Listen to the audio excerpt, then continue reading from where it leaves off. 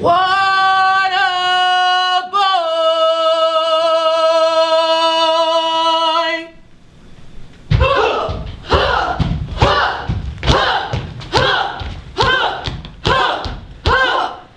Where are you hiding?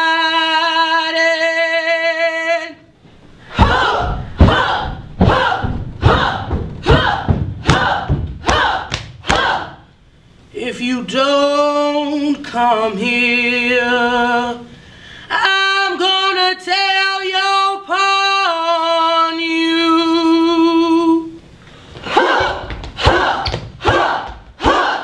Why, yeah. Why, yeah. Why, yeah. Why, yeah. Why. According to the census of 1860, there were over 4 million people in bondage in our country. Although some Native Americans were held, most of those enslaved were stolen from Africa. Or born to those who had been captured and sold. The next year, 1861, the Civil War began on April 12th and lasted 4 bloody years. 750,000 soldiers were killed, along with an unknown number of civilians. Men, women, and children. Why, yeah. Why? This year, our country celebrates the 150th anniversary of the Emancipation Proclamation, which freed the slaves from bondage throughout the Confederacy. And paved the way for the 13th Amendment in 1865, which outlawed slavery forever. Because we the people had fought a war to decide whether we were going to be the type of country that allowed some of us to buy and sell other human beings. Or whether we were not. But before there was emancipation, Before there was war, there were voices speaking out against slavery, including abolitionist Frederick Douglass. Outraged at an invitation to celebrate American Independence Day on July 4th, 1852. Douglass called those gathered hypocrites for celebrating their own freedom while ignoring the plight of American slaves. At times like this, it is not the light that is needed, but the fire. It is not the gentle shower, but the storm. We need the storm, the whirlwind, and the earthquake. The feeling of the nation must be quickened. The conscience of the nation must be roused. The propriety of the nation must be startled. The hypocrisy of the nation must be exposed. And its crimes against God and man must be denounced.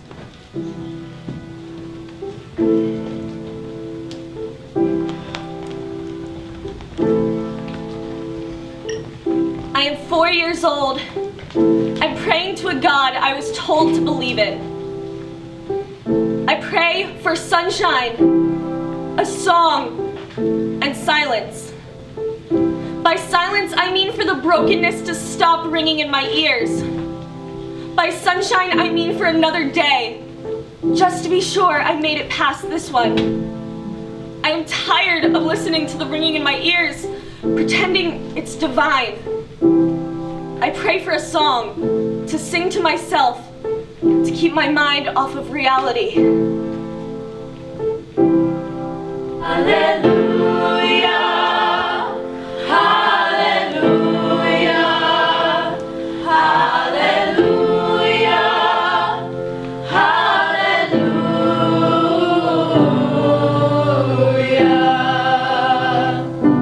I am 3 sleepless nights tired and praying to a God I want to believe in. I pray for a kind word, a soft touch, a deep breath. I pray for the strength to stand up and understand. I pray for a ring that won't rust in the rain, and one that I won't find kept in my master's jewelry box, but still echoing in my mother's fingers.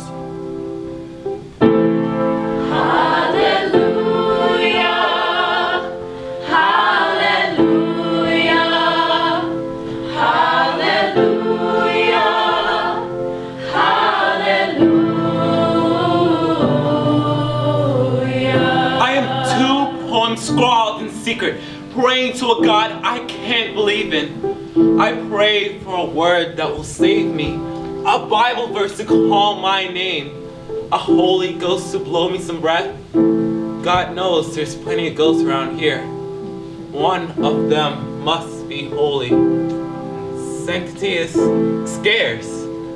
I pray for peace, let me sleep. The blind believe because they can feel. So I close my eyes and lay out what is left of my faith. But fingers go numb. So I hum songs called psalms into my palms, hoping that they count.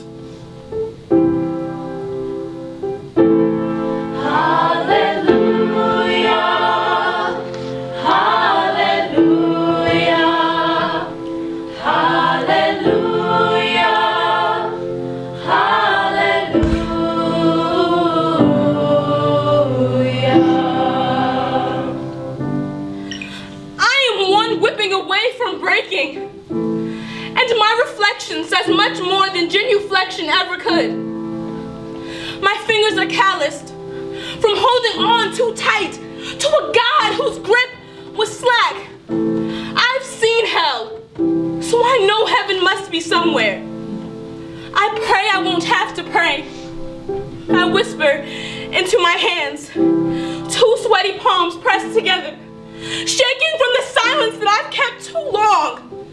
The words that escaped my lips, frost, as they hit my lifelines. I pray to hold on to what I have left. I don't want to be a prayer anymore. I want to be the prayer. Hallelujah, hallelujah, hallelujah,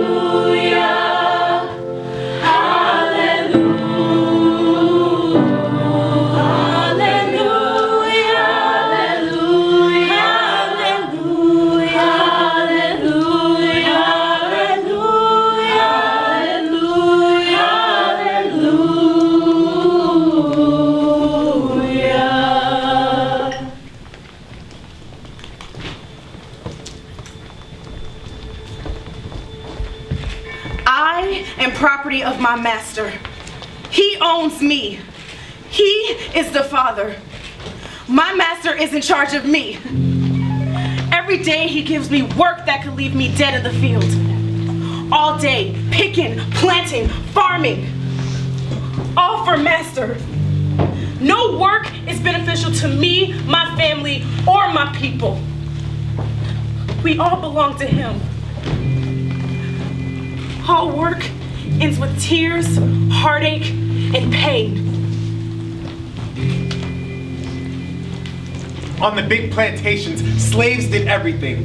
They were wheelwrights, Coopers, blacksmiths, toolmakers, field hands, Butchers, gardeners, chimney sweep, cooks, Maids, Guards, seamstresses, arborists, midwives, musicians. I had another one of those dreams last night. This time, I was in Africa. I was far away from this godless place. I was free, and I loved it.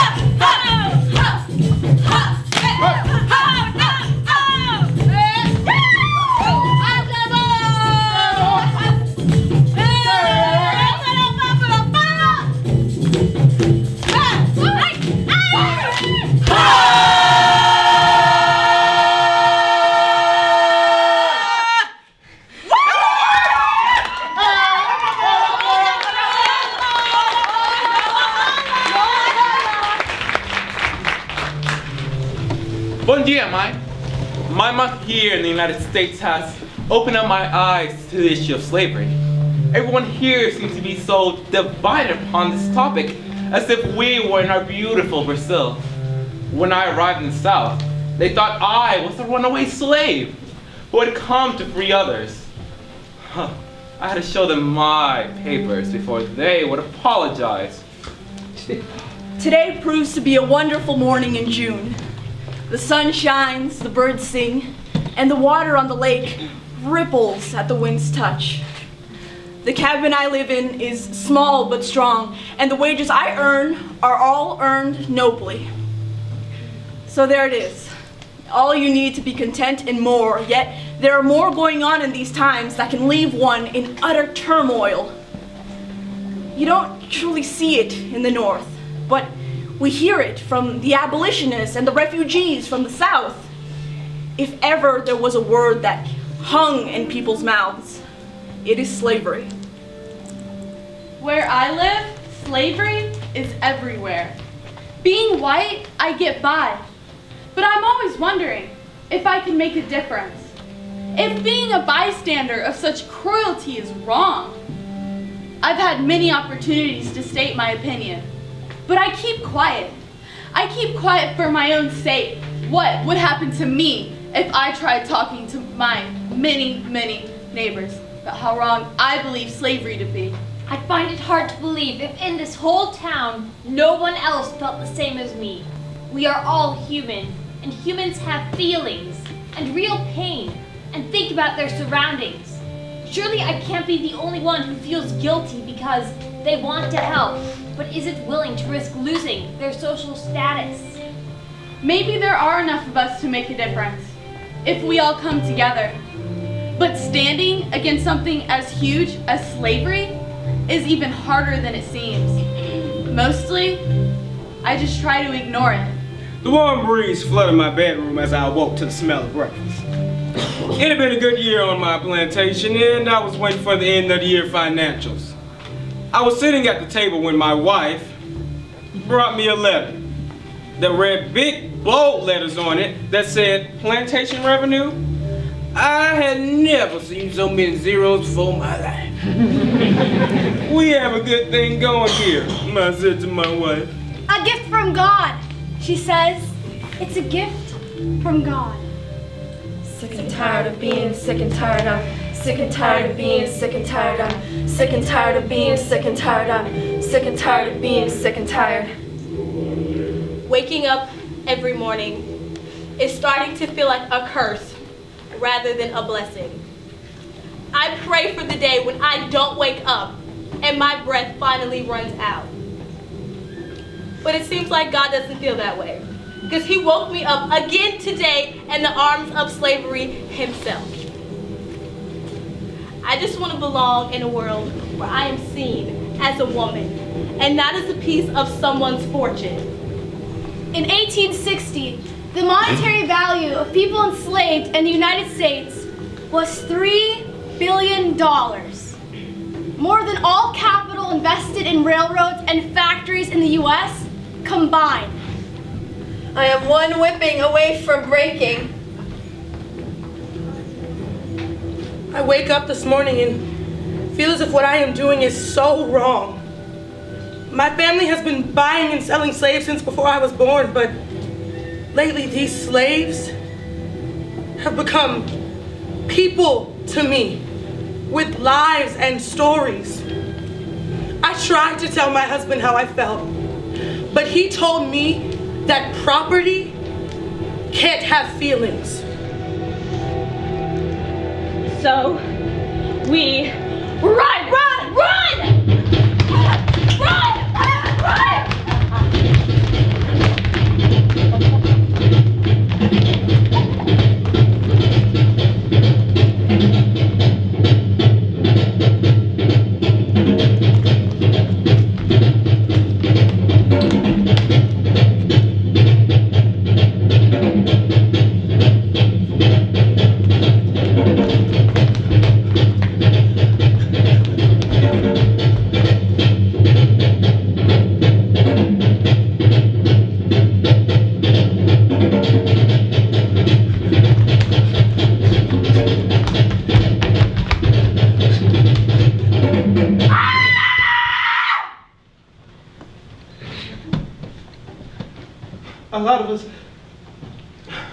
A lot of us didn't make it.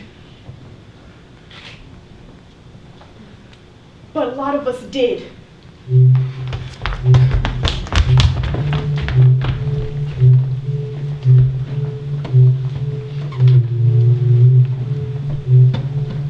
Oh, Black Moses, come on now. Oh, Black Moses, show us how.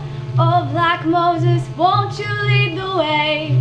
Dearest Thomas, I know what you must be thinking. It's bad enough that I know how to read and write. Why did I have to try and run away? I never would have done this if I did not think that I could make it, or that we would never see each other again. But I know that the next time we see each other, we will be reunited up north, where we shall spend the rest of our lives as free Americans. Oh, Black Moses, show us how. Oh, Black Moses, come on now. Oh, Black Moses, won't you lead the way? I highly doubt that you will see this letter, but if you ever read it, please know that I'm sending it from a safe place. To the first stop you'll make on the Underground Railroad. I will tell you how to find me. Follow the North Star on a night without a full moon. Travel quickly and quietly. You do remember Harriet Tubman, don't you? She'll be your companion on the road to freedom. Trust her. Don't be afraid of the journey ahead. The next time we see each other, we will be free. Free to speak our minds. Free to have a home of our own. Free to finally be married. Yeah, sweet Black Moses, don't give up today. Forever yours, Sarah. Then the moment comes when it is time to stand and fight! April 12th, 1861.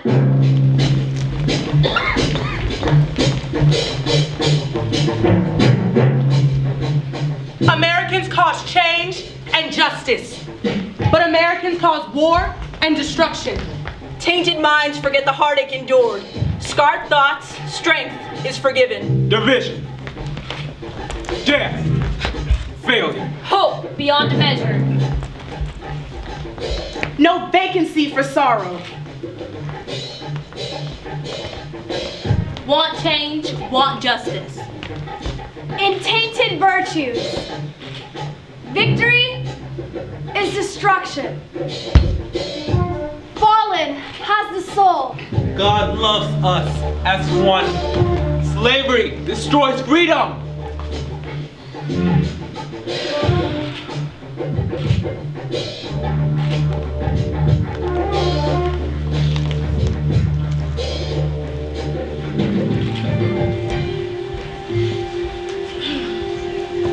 Sometimes, on the night before a battle, we camped on the opposite sides of the same river. And in the dark, we sang. First on one side, and then the other. And finally, we sang one song together. A Confederate soldier wrote in his diary, "I do believe that had we not have had the river in between us, the two armies could have come together and settled the war right then and there." Two sides, one river. We share the middle ground. When we sing together, we can forget what we are fighting about and remember that we are all human. Your song, my song, our song. A sigh for the North, a sigh for the South. Looking for a song. What would spring from our mouths? It wouldn't be about slavery or politics or land. It would be about traditions or a lover's hand. Singing is the way to the soul and the way to the heart. On my side of the river, we sing songs that make you think with your heart. We sing soul songs. Two different sides fighting over idiotic views. One day, when we can all take a break that is greatly needed, we build our fires and begin to settle in for the night. As we gather around that blazing light, someone starts to sing.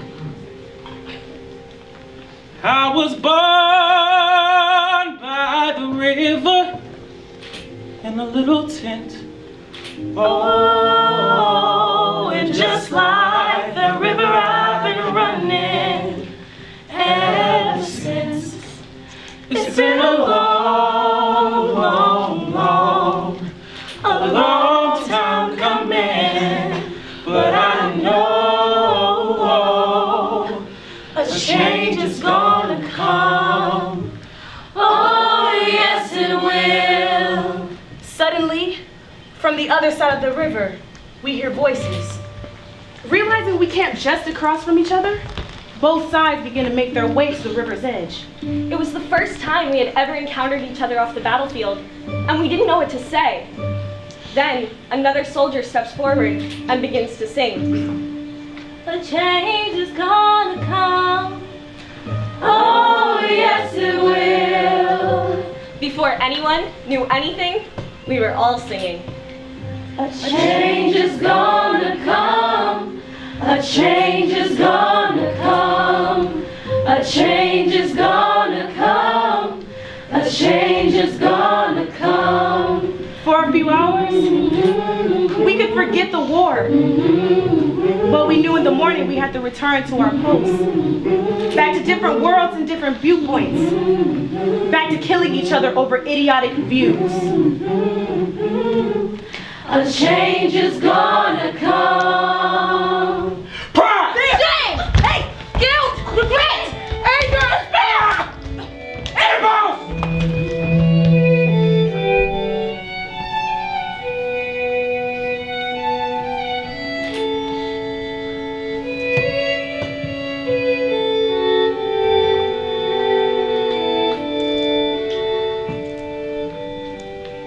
At Gettysburg, 50,000 American soldiers died in 2 days of fierce fighting on a Pennsylvania battlefield. At the dedication of the National Cemetery at Gettysburg on November 19, 1863, President Abraham Lincoln reminded his fellow citizens what they were fighting for. 77 years ago, our fathers brought forth upon this continent a new nation conceived in liberty and dedicated to the proposition that all men are created equal. Now we are engaged in a great civil war, testing whether that nation or any nation so conceived and dedicated shall long endure. We are met on a great battlefield of war to dedicate a portion of that field as a final resting place for those that gave their lives that that nation might live. It is altogether fitting and proper that we should do this. But in a larger sense, we cannot dedicate, we cannot consecrate, we cannot hallow this ground. The brave men, living and dead, who struggled here, have consecrated it far above our poor power to add or detract. The world will little note nor longer remember what we say here, but can never forget what they did here. It is us the living, rather to be dedicated to the unfinished work of those who fought for us, thus nobly advanced. It is rather for us to be here dedicated to the great task remaining before us, that from these honored dead we take increased devotion to that cause for which they gave the last full measure of devotion. That we here highly resolve that these dead shall not have died in vain. That this nation, under God, shall have a new birth of freedom, and that government of the people, By the people and for the people. shall not perish from the earth. The blue and the gray, as they lay down side by side, are brothers once more. Forgiveness is there.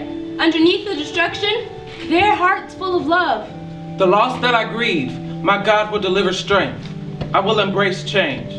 Brave, now fallen souls, with heartache for a new world, shall rise together. Good things are coming. I can feel it.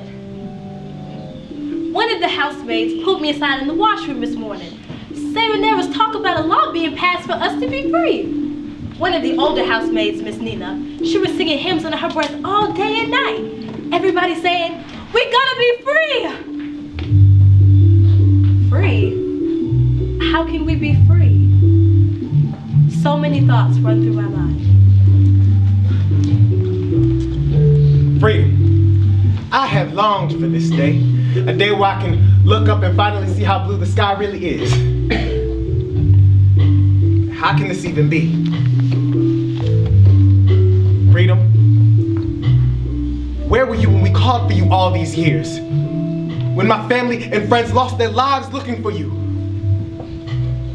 Why did you hide your face away from us? Freedom! You are here at last, and it really is nice to meet you. You are much more beautiful than I imagined you would be. I feel that although we have just met, there isn't any way I don't know you. So hello, Freedom. What I want to know is, what took you so long?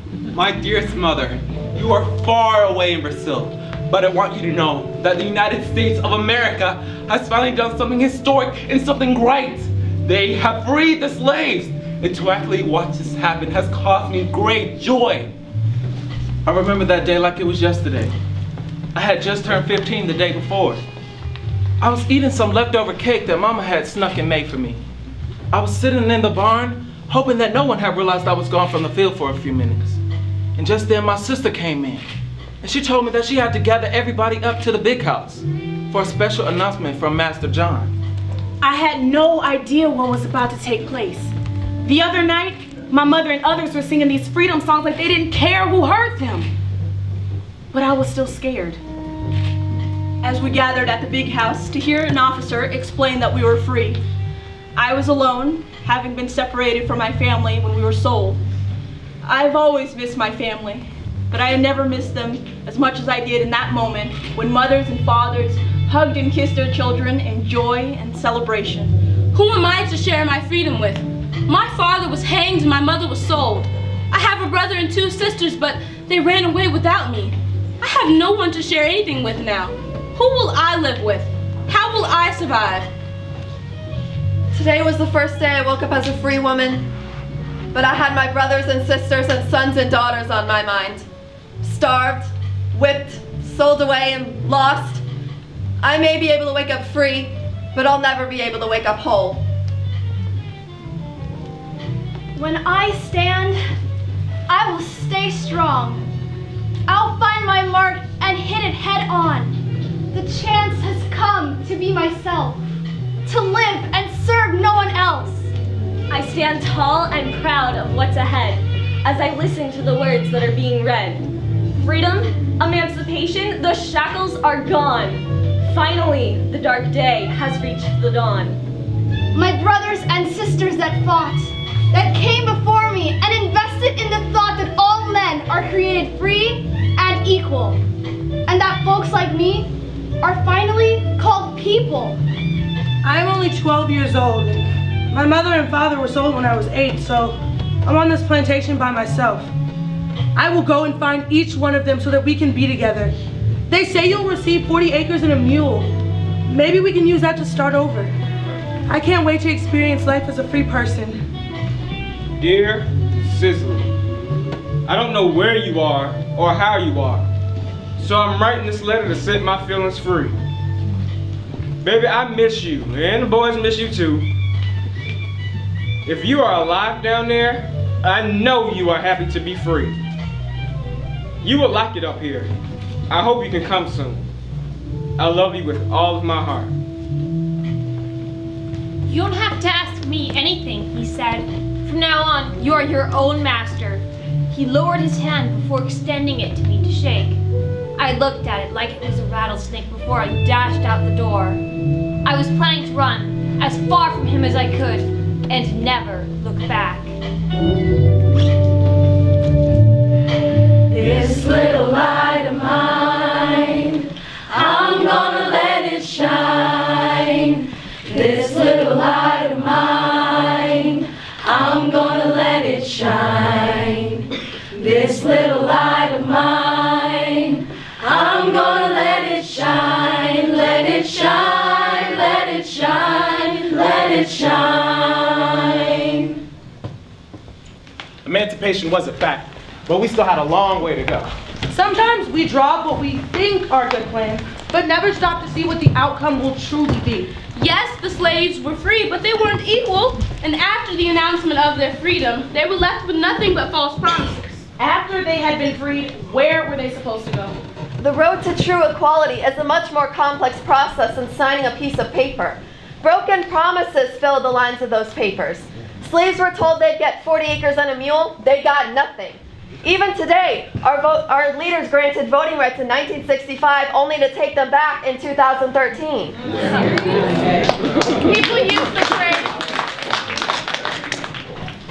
use the phrase separate but equal. Now, I don't think that makes any sense at all. It doesn't.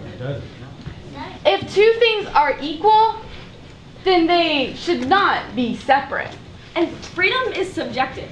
You can't look at someone and know whether or not they're free, like you can distinguish blonde hair from brown. Just because people are free according to the proclamation does not mean they're free in their own hearts and minds. Or in ours.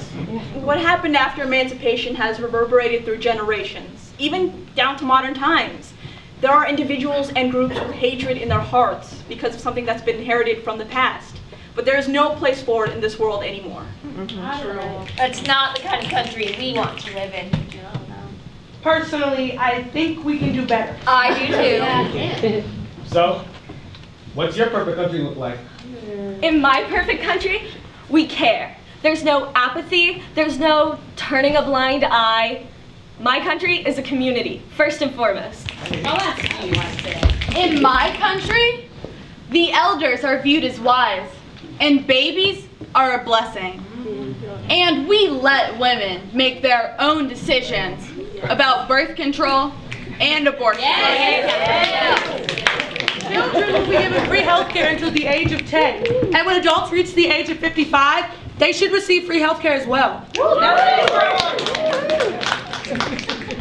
In my country, every person should be able to have the right to marry any other person because everyone is equal. Well, in my country, there would never be an empty stomach. No parent should ever have to worry about where their child's next meal is coming from. Food already on the plate.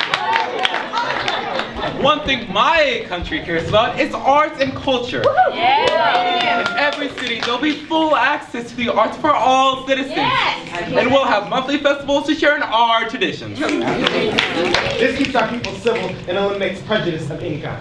Well, in my country, people are encouraged to try a vast array of things and to travel to many places before they are forced to decide upon a major in school or a career in life. In my country, we do not use cars, trains, buses, and airplanes as a form of transportation. Our form of transportation lies within ourselves. In other words, we walk, we run, we swim, and we skip, and as for the babies, they crawl. That's what I think. Well, education is mandatory in my country. We want to learn literature, history, art, and a little bit of math. We learn different languages so we can speak to people around the world. Guten Tag, ich heiße Serena. Guten Tag, Serena. Hola, mi nombre es Pedro. Hola, Pedro. Oi, mi nombre es Mandy. Oi, Mandy. Marhaban, ana ismi Wala. Marhaban, Wala. We even learned to sign. Love. Love. And peace. And peace. In my perfect country, there will be less money spent on war equipment and more money spent on the educational system. Would it kill you Come on now. to take an old mall that's not being in use and turn it into a 5-star shelter to help people get back on their feet? Oh, come on, because I'm talking something. Well, in my country, every child will have the opportunity to go to college. Without having to pay 6.8% interest on their student loan.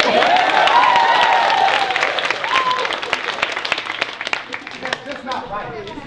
It's affecting our whole generation, but nobody seems to know what to do about it. Well, what can we do? Some of us aren't even old enough to vote yet. You know, I don't know exactly what to do, but I do know there comes a time where you have to stand up and fight for what you believe in. Excuse me, there are more people in this country than there are in the government? Since when does a democracy have to fight to be a democracy? During the time when segregation was legal, I would have been one of those people placed in jail multiple times for breaking the law. And definitely used everything that said white only and been a part of the NAACP. As humans, we all have the right to express ourselves. And if the government took that away, it'd be the breaking point for me. I believe love is a freedom. Whether that love is given to someone of the same sex or a different skin color doesn't matter. Love is love is love is love. Personally, I would fight for women's rights because the double standards that occur between men and women are just appalling. Something that would provoke me to break the law would be if the discrimination against Muslims was extreme. I already feel a certain way about being Muslim in America. People look at you different and make religious slurs like you're a bomber or a taxi driver or a crazy extremist. If Muslims were denied rights because of their beliefs, if they had been segregated or lived in camps, if they couldn't get a job or get married, I would break the law to protest that. It blows my mind that people consider themselves to be such good Christians, but then threaten to treat others so harshly. If I were to stand up and break the law for a cause I believe in, I would first get a lot of people to agree to help me. Because the police can't arrest all of us if they were to even find out what we were doing. There are many legal ways we can protest, like having peaceful marches or putting up inspiring posters or signs. Conflict and violence are not the only ways to approach situations we're placed in that we don't like. If all we can do in negative situations is act the same way, then the outcome is going to be just as bad. What are you to do when the anticipation of what everybody expects breaks you down? What are you to do when frustration arrives in your face? What are you to do when laughing to ease every attack of pain gets old? What are you to do when anger takes over your mind? What are you to do when you have no one to call on? When one person fights alone, he or she cannot hope to win. When he or she has supporters willing to fight to change the world, then they can succeed. It is said to be the greatest form of thought, and if someone goes against a greater power, no matter the odds, because they feel that what's happening isn't right. It's a question of morals, virtues, and courage. Okay, but what can we do to be part of the healing of our nation? Of ourselves. Of each other. If there was a way we could help our country heal, I would love to be a part of that nation. But people are so quick to accuse and to point fingers when they don't even understand the issue. If we could all sit down and have a national talk about what we think change really is, we would be shocked by the amount of questions and confusion that would arise. Because slavery is such a large part of our history, we have to discuss it. And we also have to discuss the aftermath and how to shape us into who we are today. But until we discuss these issues openly, they will continue to hold us back. So many people are quick to dismiss discussions of racism simply because it makes them uncomfortable. But we cannot blame all the hatred on a small group of troubled people. We're too afraid to have these conversations because we don't want to admit when we're wrong.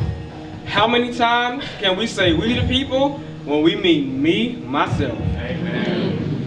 If people could understand and translate how the other half lives, they would be able to really feel and empathize with the other half. The only way to stop a country from repeating history is to never forget it. What would it take for me to forgive my country after all that they've put their citizens through? I can't say that it's healthy to walk about and harbor hatred, but forgiveness is love, and love is not easy. Not at all. Forgiveness does not come quickly. Healing takes time and effort. I think yoga, meditation, and music festivals are very important in this process. People need to come together and share laughs and smiles. We all need to face what has happened in the past, no matter how awful it may be. We must listen to each other's stories and try to understand. We all need to hold hands and love one another for who we are. No matter where you live, the color of your skin, what your beliefs are, we are all human, bound to this earth, sharing the same night sky. We wake to the same sun and lie beneath the same moon. This country needs healing. There is hurt here, and it is deep. It won't go away no matter how big the band-aid the media tries to stick on it is. We are scarred, and we are scared. Fear of losing power, fear of change, fear of never changing. Hush now. It's time to dream. Travel to the edges of reality and rip at the seam. And free your mind and follow no one, because your soul is too kind. And there's no need to run. And there's no need to rush. Because it's time to dream. It's time to hush.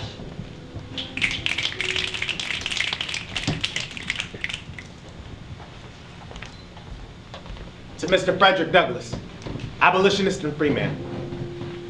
Dear Mr. Douglass, I am writing to you from a time and place that you might not even be able to fathom. I am able to walk down the street not as a black man, but just as a man. Is this what you wanted?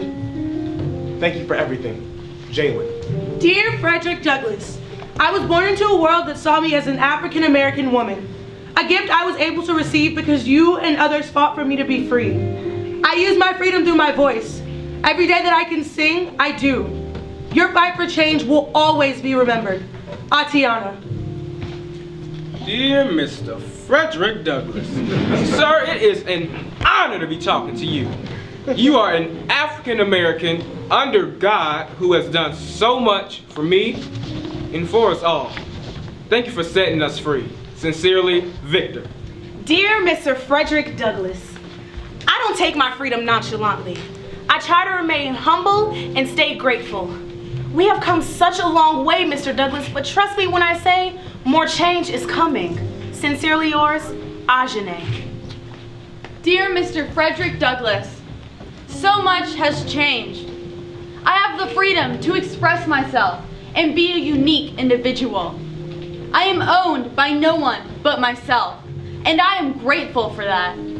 I have the freedom to vote, and after I turn 18, I will be voting in the next election. So thank you for all you did to make our country shine brighter than the sun. Sincerely yours, Callan. Dear Frederick Douglass, I want to thank you for all the work that you did as an abolitionist.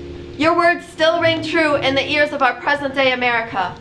I think you'd be happy to know that it's still illegal to buy and sell people, and that no one can be discriminated against due to their skin color. There's still a long way to go before we're all truly equal, but we're working on it. Sincerely yours, Jordan. Dear Mr. Frederick Douglass, with my freedom, I will not become a statistic. By going to jail, by having children before I'm ready, or by not pursuing a higher education. Instead, I will do the best that I can to be the best that I can. With gratitude, Justin. My dearest friend Frederick, with my freedom, I speak on behalf of gay rights. I believe we cannot be called a nation of equals if we do not all have the same rights. You are an inspiration to me. Pedro. Dear Frederick Douglass, I've learned that within my freedom there is no room for hate. There is only room for equality. Yours truly, Kiala. Dear Mr. Frederick Douglass, I live to inspire all women to stand up and follow their dreams, to be proud, and to always believe in their beauty and grace. Thank you for leading the way. Walla. Dear Mr. Frederick Douglass, opening the doors for African Americans has led to a hall full of doorways that were dusty from neglect. But believe you me, those doorways don't have a speck of dust on them any longer. Women's rights, gay rights, immigrants' rights, we are abolishing oppression of hearts, minds, thoughts, and ideas. So from the bottom of my heart, thank you. Serena. The first step in all healing is acceptance. Acceptance of who we were. And who we are. And who we will be. This morning I rode the train into the city, and the etiquette is that you must stay silent and keep to yourself and not make eye contact with anyone. But what's so wrong about smiling at a stranger or talking with your new neighbors about their house or your vegetable garden? That's when we see each other as fellow human beings.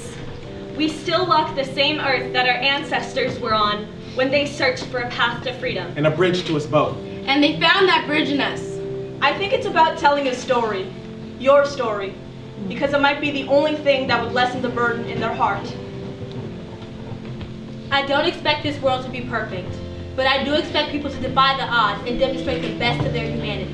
We are a nation of believers, and I believe with courage and commitment, we can surely bring this country to a common ground and begin moving forward again. Moving from anger to acceptance. From apathy to enlightenment. And all the steps in between. Because that's the kind of country we want to live in. A country where all men and women are created equal. And that's what we mean when we say, of the people, by the people, and for the people. And that's what we mean when we say freedom. Because we don't have to stand on different sides of the river to sing. We can all sing together.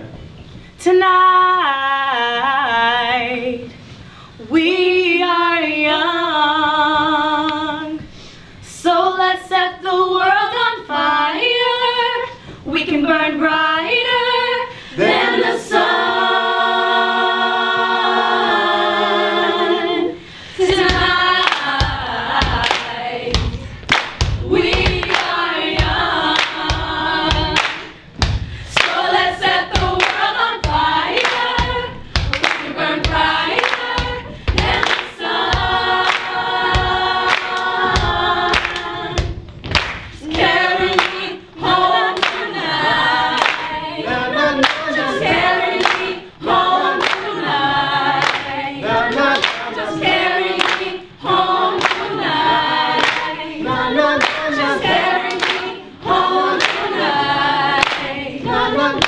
tonight. We are young, so let's set the world on fire. We can burn brighter than the sun.